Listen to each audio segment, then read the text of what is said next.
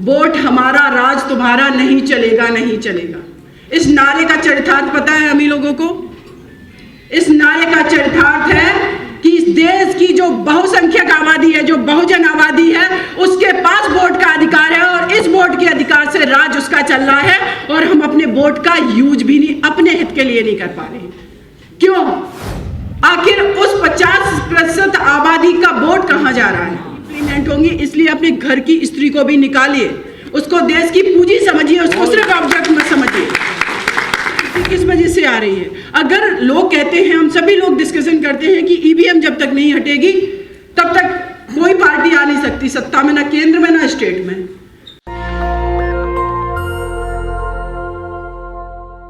कभी उनके साथ व्यवहार नहीं किया गया, उस समाज से निकलकर इस भारत की विविधता, यहाँ की संप्रभुता, यहाँ की एकता, अखंडता को, बंधुत्व को एक दस्तावेज के रूप में समाहित करने वाले बाबा भीमराव अंबेडकर जी को नमन करते हुए, क्रांति के दूत, सामाजिक क्रांति के दूत महात्मा ज्योतिबा फुले जी को नमन करते हुए, उनकी पत्नी, भारत देश की प्रथम महिला शिक्षिका, प्रथम विद्यालय बनाने वाली माता सावित्रीबाई फुले जी को नमन करते हुए और उस विद्यालय के लिए कंधे से कंधा मिलाकर साथ देने के लिए तत्पर रही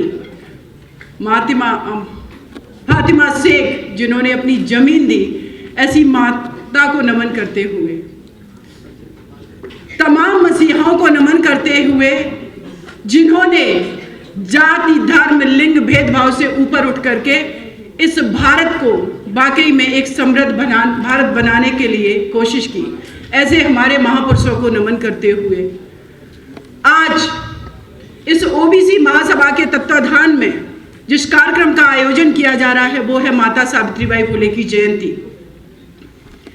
मैंने अभी बहुत सारे हमारे मंच पर आसीन लोगों को सुना, स्पेशली 3 लोगों को मैंने सुना जो कि महाराष्ट्र से आए हमारे chief guest Chhagan Bhujbal sir, और साथ में ही हमारे 2 और साथियों को सुना जो मंच पर आसीन है।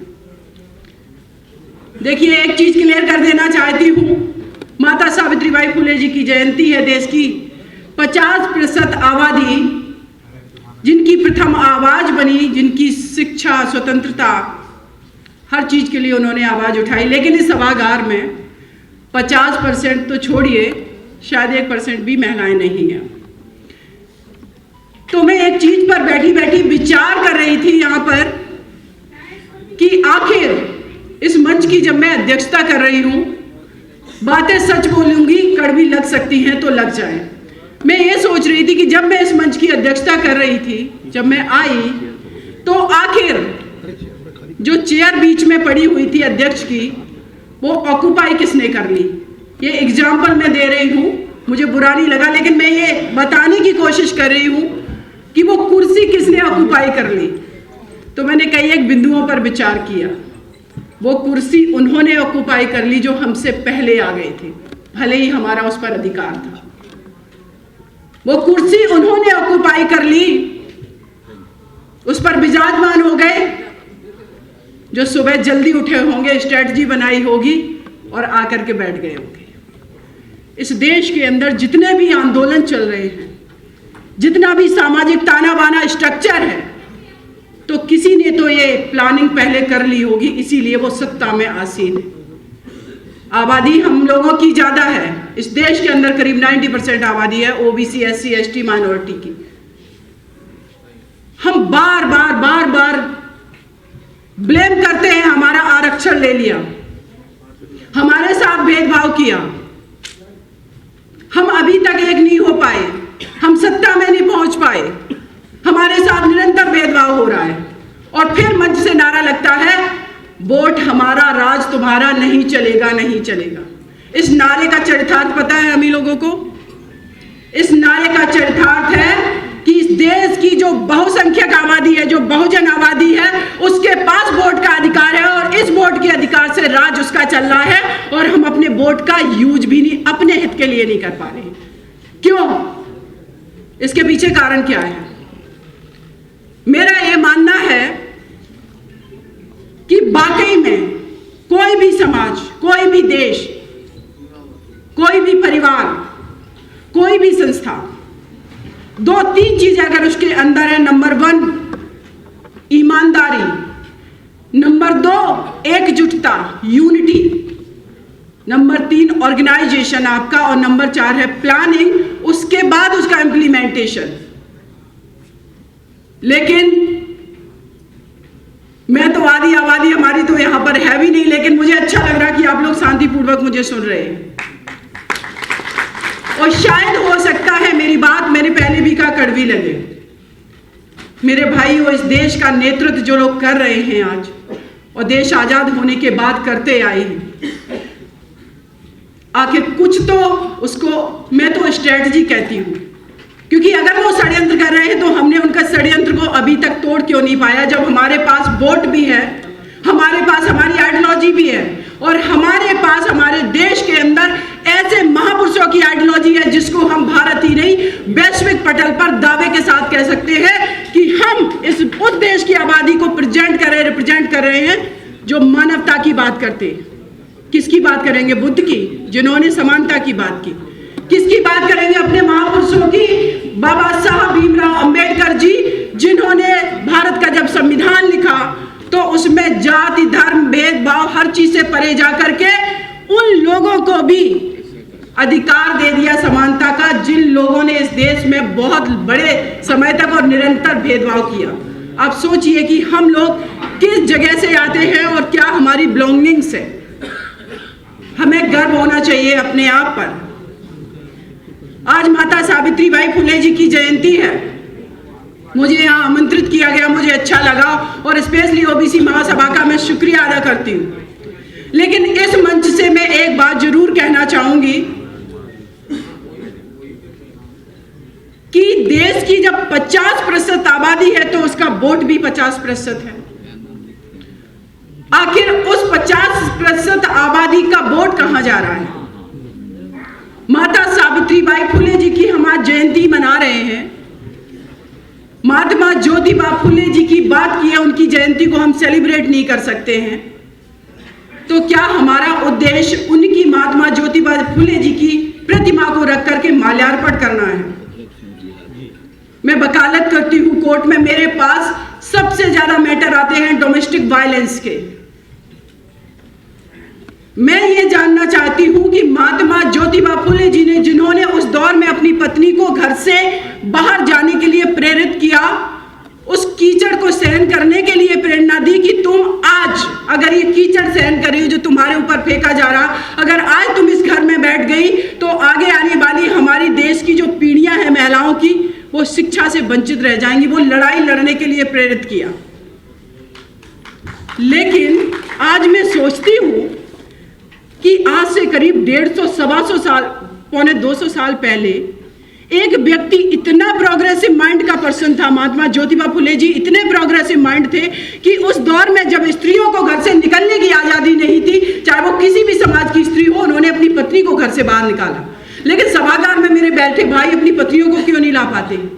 फेसबुक पर अपनी ओपिनियन देने वाले, मीडिया में ओपिनियन देने वाले, सार्वजनिक मंच पर भाषण देने वाले, इनकी पत्नियां क्या कर रही हैं, इनकी बेटियां क्या कर रही हैं, इनकी माताएं क्या कर रही हैं सिवाय रोटी बनाने के अलावा? कभी सोचा है? हम लोग बन गए हैं सामाजिक संगठन बना करके ठेकेदार की हम पॉलिटिक्स में परिवर्तन करेंगे, सत्ता का परिवर्तन करेंगे। लेकिन आपने कभी सोचा है कि जो घर में 50% आबादी है, आपकी पत्नी के रूप में, बेटी के रूप में, माता के रूप में, वो भी इस देश की पूंजी हो सकती थी।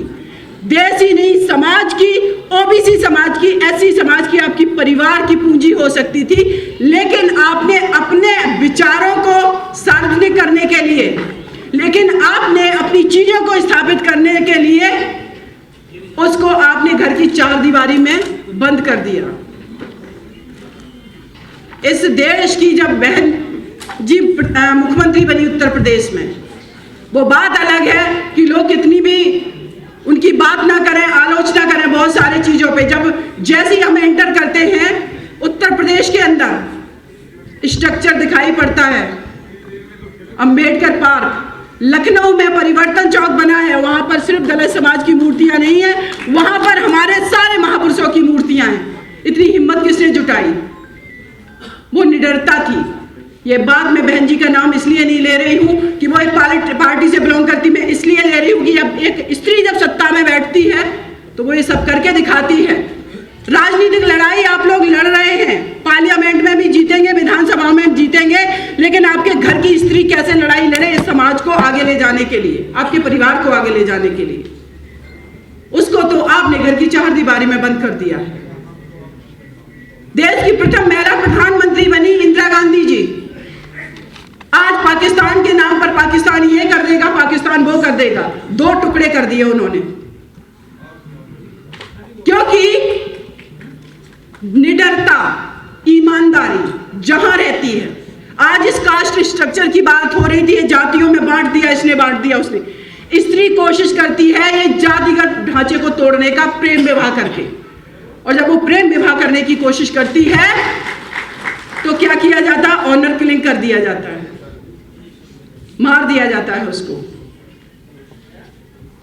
मैं कहती हूं कि इस भारत ही नहीं पूरे विश्व का स्ट्रक्चर अगर एक स्त्री के विचार से मॉडिफाइड कर दिया गया ना, तो शायद ना तो कोई किसी पर परमाणु बम गिराने की सोचेगा, जितना ये बॉर्डर पे हमारे आर्मी के भाई मारे जाते हैं, चाहे वो भारत के हो, चाहे पाकिस्तान, चाहे चाइना के, किसी भी कंट्री के, ये सब बंद हो जाएगा।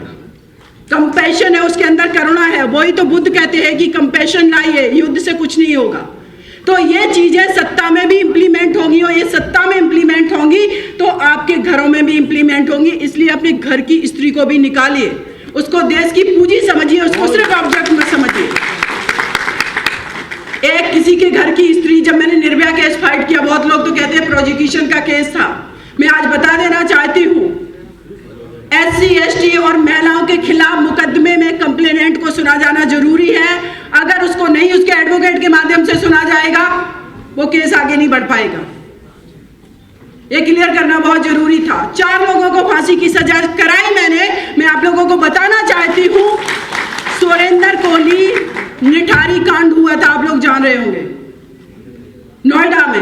वो व्यक्ति खून पी जाता था छोटे छोटे बच्चों का। कहां है सरकारें? सोई हुई हैं, करा पाए फांसी की सजा। एक मैटर है शबनम बनामी यूनियन ऑफ इंडिया का, एक स्त्री ने अपने परिवार के 7 सदस्यों को मार दिया, एक छोटे बच्चे को भी मार दिया। मैं आज इस मंच से कह रही हूं, कोई फांसी नहीं करा सकता। सुरेंद्र कोहली को भी फांसी नहीं होगी, वो लिटिगेशन का पार्ट है, उस पर हम कभी बात करेंगे। क्योंकि डिले के ग्राउंड पर अगर आपने किसी भी प्रिजनर को बहुत दिनों तक जेल में रखा, 12-13 साल तक, वो डिले का ग्राउंड बन जाता, आजीवन कारावास में परिवर्तित हो जाता, आप फांसी नहीं दिला सकते। ऐसे 17 case supreme court of India ने कम्यूट कर दिए आजीवन कारावास में। आपकी ये बहन सिस्टम से लड़ती रही, जुडिशरी से मैंने लड़ाई की, सार्वजनिक मंच में मैंने बोला सुप्रीम कोर्ट ऑफ इंडिया ने 18 महीने निर्भया केस पेंडिंग रखा। मैं इनिशिएटिव लेती रही कि आप क्यों नहीं करेंगे। देश के राष्ट्रपति को मैंने बोला कि आप कहते हैं कि महिलाओं के खिलाफ क्राइम ना हो, तो मैं आपसे कहती हूं कि आपके पास जो मर्सी पिटीशन पेंडिंग है 12 साल से, उनको आप डिसीजन लीजिए। किसकी बात कर रहे हैं? जो जहां है ईमानदारी से काम कर ले, घर में है तो घर में ईमानदारी से काम कर ले। एक व्यक्ति अगर वो बात कर रहा है सामाजिक न्याय की, अगर वो बात कर रहा है सत्ता के परिवर्तन की, तो पहले आप अपने घर की स्त्री के साथ सामाजिक न्याय और बच्चों के साथ कर लीजिए, फिर जाति के साथ भी कर लीजिए। जितने जाति के संगठन बने, मैं कह रही हूं अपने जाति के लोग भी ईमानदारी से एक दूसरे का सपोर्ट कर दे, देश अपने आप तरक्की कर जाएगा और आपको पॉलिटिकल पावर भी मिल जाएगा। लेकिन सच ये है कि हम जाति के अंदर भी अपनी जाति के लोगों को भी सपोर्ट नहीं करते। पता नहीं एक हाइपोथेटिकल लड़ाई चल रही है, जो वर्चुअल दुनिया में लड़ाई चल रही है। ये मैं मानती हूं इन चीजों को कि बहुत सारी चीजें हुई हैं, इंप्लीमेंट हुई है बहुत सारी चीजें उसका, लेकिन जिस तरीके से हमारी संख्या है, जिस तरीके से हमारी फाइट होनी चाहिए निरंतर, सभी लोग कहते हैं कि बार बार बीजेपी आ जा रही है। बीजेपी आ रही है स्ट्रेटजी के बनाने से। बीजेपी किस वजह से आ रही है? अगर लोग कहते हैं, हम सभी लोग डिस्कशन करते हैं कि ईवीएम जब तक नहीं हटेगी तब तक कोई पार्टी आ नहीं सकती सत्ता में, ना केंद्र में ना स्टेट में।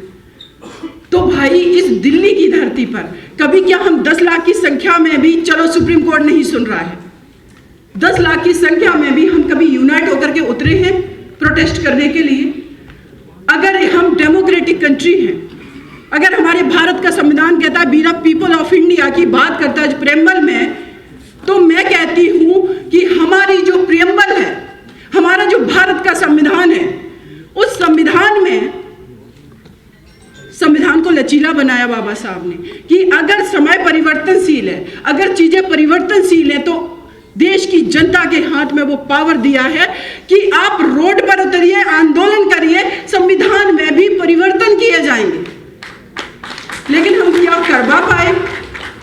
इस देश की इतनी बड़ी आबादी होने के बावजूद भी अभी रिसेंटली मैं एक केस को सुन रही, यहाँ पर Hathras case, gangrape and murder case में फाइट कर रही हूँ। जजमेंट रिसेंटली आने वाला है। आपको बताती हूँ कि कॉन्स्पिरेसी कैसे हो जाती है कोर्टों के अंदर। एक SC/ST एक्ट है, उस एक्ट में ये प्रावधान है कि एक तो प्रिवेंशन की बात कर रहा है कि किसी भी व्यक्ति के खिलाफ अपराध नहीं होगा, उसको सरकार रोकेगी। अगर अपराध हो गया तो इमीडिएटली कंपनसेशन दिया जाएगा FIR होने पर, फिर उसमें चार्जशीट फाइल होने पर, फिर उसमें सजा होने पर। इलाहाबाद हाई कोर्ट ने कुछ समय पहले जजमेंट दिया है कि जब तक SC/ST एक्ट का मुकदमा आता है, जब तक उस केस में सजा नहीं हो जाती, कंपनसेशन नहीं दिया जाएगा। आप कर लो, क्या कर लोगे? हाथरस केस में ही जिस परिवार का मुकदमा मैं लड़ रही हूं, उसी परिवार के एक व्यक्ति का उंगलियां काट दी गई थी। वो मुकदमे में उस परिवार के जो अन्य व्यक्ति थे, तो जो आई विटनेस थे, वो हॉस्टाइल हो गए। कोर्ट में गए, कहते हमने नहीं देखा किसने मारा पीटा। ये होता है, अपने लोग गवाही तक देने से डरते हैं। कैसे न्याय करवा लेंगे आप? तभी तो अगली कड़ी में बात आ जाती है कि OBC SC/ST जजेस की संख्या बढ़ाई जाए।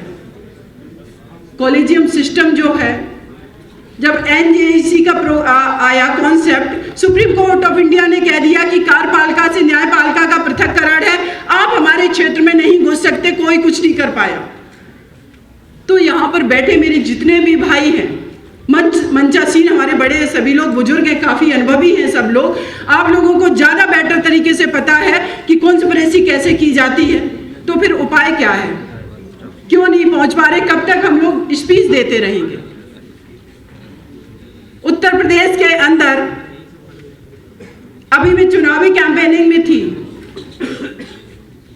मैंने देखा बीजेपी के लोग कम से कम 500 गाड़ियां पेट्रोल भरवा रहे पेट्रोल पंप पे, और पेट्रोल पंप वाला उफ भी नहीं कर रहा है, क्योंकि कल ही उसका लाइसेंस जब्त हो जाएगा। ये मिसयूज ऑफ पावर जो है कैसे कर पा रहे हैं? क्योंकि हम उसके साथ नहीं खड़े, हमें लगता है ये तो उसका इश्यू है, हम उसके साथ कैसे खड़े होंगे?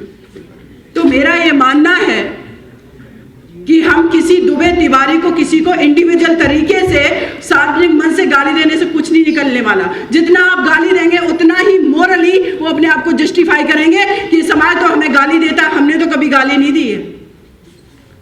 और अभी इस मंच से जो बात की गई है एक शब्द की, कि वो हटा दिया गया है। उनको लगता है कि जब पॉलिटिकली इन मुद्दों पर ये एग्रेसिव हो रहे हैं, ये एक्टिव हो रहे हैं, तो उस चीज को वो मॉडिफाई कर देते हैं, आपके पास वो मुद्दे भी नहीं छोड़ते हैं। ये स्ट्रेटजी क्या हम अपना पाते हैं?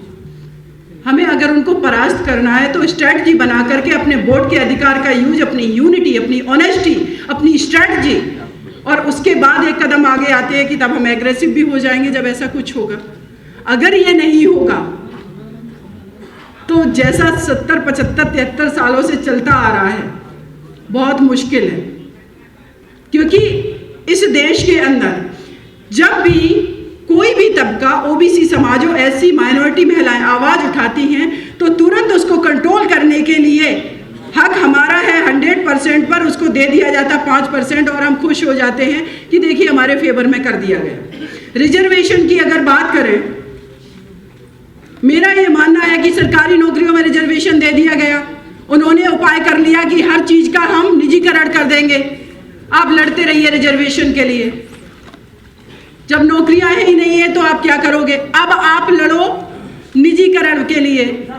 निजीकरण के लिए वो कहेंगे कि आपके बच्चे कैपेबल नहीं हैं, आपके बच्चे इंग्लिश नहीं बोल पाते, आपके बच्चे झेप जाते हैं, डर से आते हैं, सामना नहीं कर पाते। तो आप फिर कहोगे कि जो स्कूलिंग व्यवस्था है उसको इक्वल कर दीजिए। कॉन्वेंट स्कूल या तो खत्म कर दीजिए या सारे सरकारी स्कूल बना दीजिए, या सरकारी स्कूल खत्म करिए, सारे कॉन्वेंट बना दीजिए। फिर आप लड़ाई लड़ेंगे कॉन्वेंट की फी देने के पास, एक किसान के पास पैसा नहीं है। और जब किसान के पास पैसा नहीं है, आपका बच्चा नहीं पढ़ेगा, उस काबिल नहीं बन पाएगा, उसके पास न्यूट्रिशंस नहीं है, आप खिला नहीं सकते उस बच्चे को वो हेल्दी चीजें, आप कैसे उनसे फाइट कर लेंगे? तब यहां पर आ जाती है कि एक दूसरे का हाथ पकड़ करके बढ़िए, चाहे वो ओबीसी समाज में, चाहे कुशवा हो, साक्य हो, यादव हो या पाल हो या जितनी भी जातियां हैं, भाई ये लड़ाई सबकी इस देश के लिए एकजुट हो करके लड़ने की लड़ाई है, सभी के साथ मिलकर के बढ़ने की लड़ाई है। कोई भी ताकतवर इंसान नहीं इतना हो सकता है कि एक बहुसंख्यक आबादी पर इतने सालों तक राज कर सके। अगर उनके षड्यंत्र हैं तो हम अपनी स्ट्रेटजी बना लें ईमानदारी से। मैं दावे के साथ कहती हूं, सत्ता का परिवर्तन नहीं, सत्ता में आ करके आप सिस्टम का परिवर्तन कर लेंगे, जो कि संगोष्ठियां बड़ी बड़ी करने की, हमें अपनी पीड़ा व्यक्त करने का फिर टाइम भी नहीं होगा, हमें स्ट्रेटजी बनाने होंगे। हम डिसाइड करेंगे कि हम किसको क्या देंगे, ना कि हम ये आज मंच पर बोले कि हमें क्या छीन लिया गया और हमें क्या चाहिए। हम लोग देते आए हैं इस भारत को। असली यहाँ की आबादी, किसान, आदिवासी, जितना भी यहाँ का मूल निवासी समाज है, वो इस देश का फाउंडर है, उसने बनाया, उसने दिया और आज भी दे रहा है। लेकिन आज हम इस दौर में आ गए हैं कि हमें मांगना पड़ रहा है और हमें कहना पड़ रहा है मेरा छीन लिया गया। तो भाई ये जो मांगना और छीनने के बीच की जो कड़ी है और जो देने वाला है कुछ डिफरेंट है, तो इसको अगर हम लोग मिलकर के स्ट्रेटजी बनाएंगे तो शायद सब कुछ संभव है। जय भीम, जय भारत। नेशनल दस्तक की आपसे गुजारिश है कि अगर इसको बचाना चाहते हैं तो नेशनल दस्तक को सब्सक्राइब करने के लिए रेड कलर के सब्सक्राइब बटन को दबाएं, फिर बेल आइकन की घंटी दबाएं। नेशनल दस्तक को बचाने के लिए बहुत जरूरी है कि हर खबर को शेयर करें, लाइक करें, कमेंट जरूर करें।